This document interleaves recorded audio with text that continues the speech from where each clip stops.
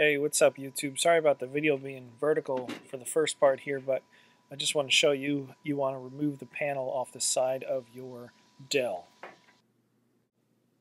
Alright, now with the side panel off, you'll want to locate where your memory is stored on the motherboard here and just push these tabs out in order to loosen the RAM.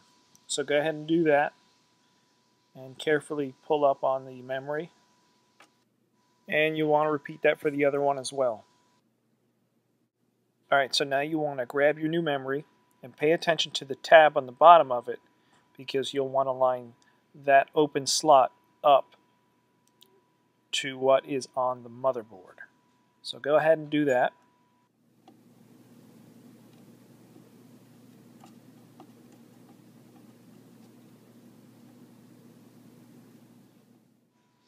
Now, once you have everything lined up, gently press on the top of the memory to go ahead and lock that into those tabs.